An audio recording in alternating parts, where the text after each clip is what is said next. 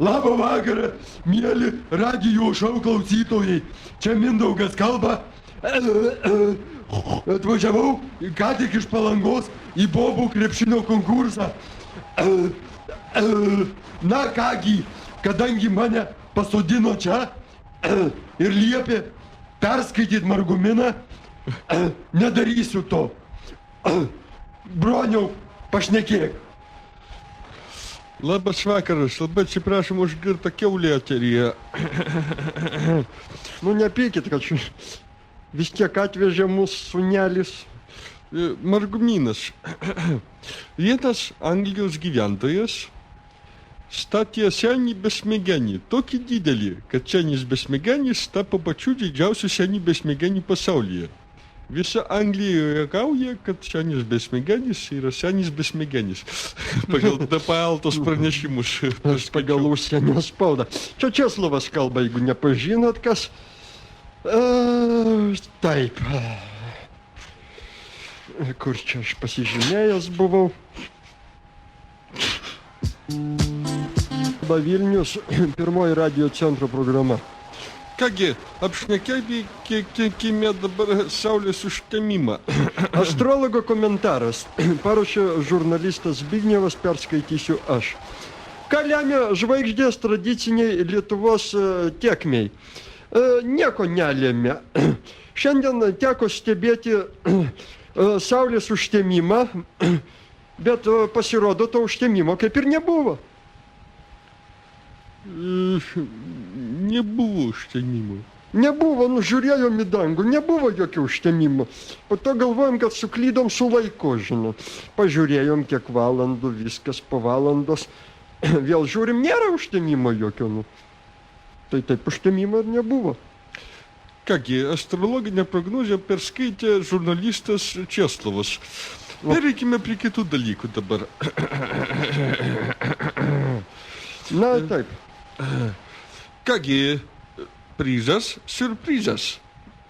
Kas atspės į klausimą, tas laimės prizą. Klausimas būtų labai paprastas. Vilnius yra Lietuvos sostinė, A atsakymas būtų, B atsakymas Portugalijos sostinė ir C atsakymas tai Madagaskaro sostinė. Atsakymus siųskite į radio centro telefonu, laukiame jūsų skambučių.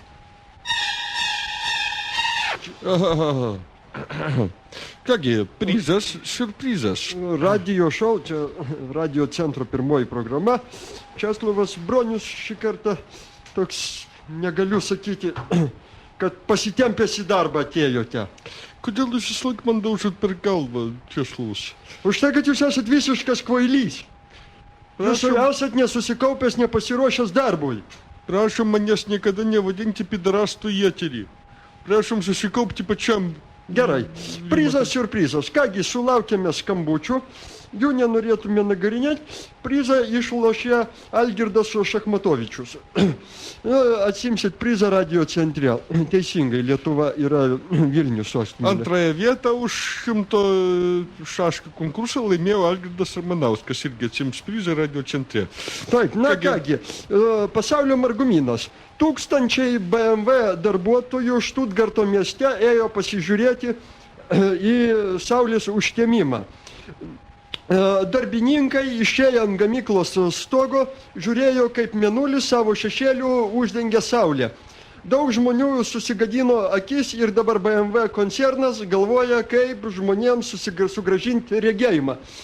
Aš žinau, norėčiau tokį komentarą, kad kai radio centras dirbo, tai nieks negalėjo net į lauką išeiti pasižiūrėti, net tarakonai negalėjo išeiti, nes labai griežta tvarka radio centre.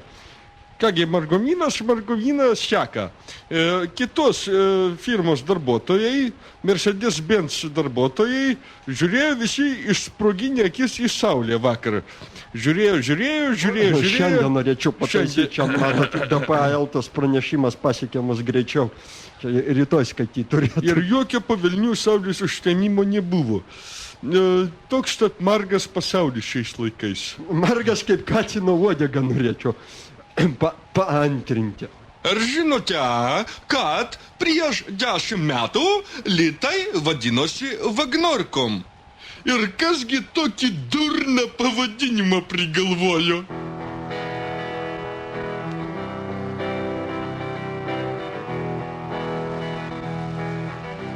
Arba sterija.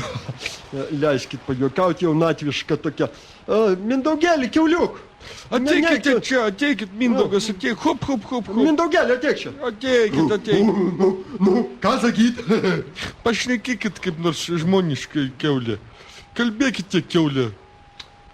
Kalbėk, kiaulė. Liau. Prie Baltijos jūros pakilo saulelė. Tokį eilėraštį dabar rašau. Šventojoje kaip tik buvau. Kalbėk, kiaulė, artikuliuoti tai. Kalbėk žmoniškai, kiaulė. Sakyk 1, 2. 1, 2. Sakyk boba vyras. Boba vyras. Sakyk ruskis lietuvis. Kiaulė. Ne taip. Ruskis lietuvis. Vilkas ir kiaulė. Sakyk Česlovas Juršėnas. Česlovas ir Bronius. Ne taip, sakiau Česlovas Juršėnas pasakyti. Atsibodau. Pasakyti, prašau, Vytenis Andriukaitis. Sakyk Vytenis Andriukaitis. Nelyskit, prašau, Bronius prie mano sūnaus. A ko jūs man spjaudot į akis, kai šnekat? Noriu ir spjaudau. Jūs nenormalus žmogus, aš visą laiką tarinėjau jūs, bet ką jau čia? Baikim tas šnekas, jūs visą laiką buvote nenormalus. Ir visai nebūtina teršti radiocentro eterį į savo nenormalybėm. Jūs kiaulė, Česlovas, su Juršėno veidu. Pažiūrėkite mane. Taip. Nu ir kas? Jūs. Kas? Radiocentro programa. Kodėl jūs, Česlovai, kai žiūrite į mane, tai man vis primenat Osvencimą. Prašau pažiūrėti mane. Albina? Albina. Nežinau. Jūs galėtumėte į eterį truputį saldžiau elgtis. Ko jūs riaugėjat, kurva, eteryje? Ko jūs keikėtės dabar čia? Ko jūs čia dabar keikėtės ir koliojatės? Kas jums leido tokiais negražiais žodžiais kalbėti į eterį? Man leido negražiai žodžiais Kęstas Ruplėnas kalbėti į eterį, o jum kas leido? Aš nešneku negražiais žodžiais. Aš šneku gražiais žodžiais, lietuviškais žodžiais. O jūs šnekat kažkam blevizgom rusiškom, va? O kad jūsų kalba, kad jūsų išgirstų žmonės, ką šnekate, iš viską jūs gatvėje šnekate. Pakrauptų, vaikų mažų negalėtų prileisti jūsų klausytis, va? Aš labai paprašyčiau jūsų apsiraminti, gerbiamas kiaulė. Aš ramus. O jūs apsiraminkit dar labiau. Aš tai ramus, o jūs neramus. Ko jūs ant manęs lojat, kurva? Kaip jūs sakėt, pakartokit. Ko jūs ant manęs lojat, Česlovas? Kaip jūs sakėte? Kodėl jūs neapsiraminant po velnių? Jums už šitą žodį.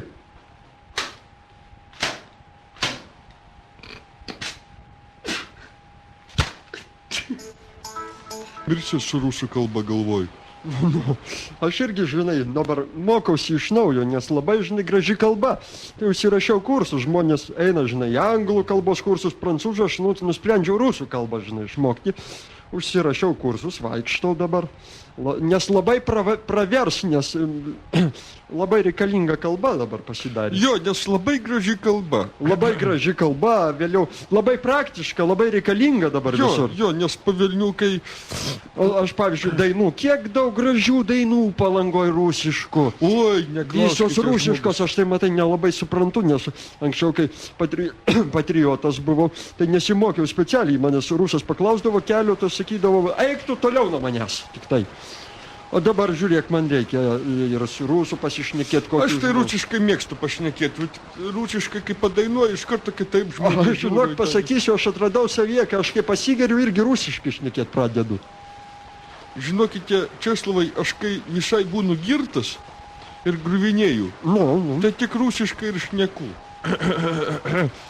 Rasija. Na kągi, Turime dar keletą pasaulio margumynų. Na kągi, toks vat margumynas BNS LTB informacija tokia. Vienoje Afrikos valstybėje pagaliau baigėsi viena... Neįskaitau čia, kas čia, ar čia baigėsi... Badykite ne su ranka, o su nosim badykite tenais. Palaukit, arčiau prisi... Sėskit man ant kelienų gal. Baigėsi pomidorų derlius. Va. Kągi, prizas, siurprizas. Radio centro bangomis lošime prizą. Kas pasakys rusiškai, mano vardas... Bronius, priminsiu, jūsų vardas yra. Tas laimės prizą, siurprizą. Prašom, mano vardas Rimas. Tęsame mūsų laidą. Prie mikrofono Česlovas ir Bronius. Kągi, tęsime mūsų laidą ir prašom kolegą pašnekėti. Ačiū, kad leidot. Bet aš nebenoriu šnekėti. Ko jūs mane žaibuojate kūtent savo Aš kiauliškom? nebenoriu šnekėti su jumis. Kodėl jūs visą laiką man darot gėdą eteryje? Jūs esate piktas paršas. Aš piktas paršas. Aš piktas paršas, taip? Taip. O tai jūs tai Puškinas tada. Kodėl jūs mane špilkuojat eteryje visą laiką? Prašom pažiūrėti į mane. Matau prieš save beždžionę, su kuria galima nusifotografuoti už 15 litų ant peties. Labai lengva žmonės beždžionėm pravardžiuoti. Man atrodo, kad jūs pats tapote beždžionė. Aš neturiu daugiau ką su jumis šnekėti visokiam.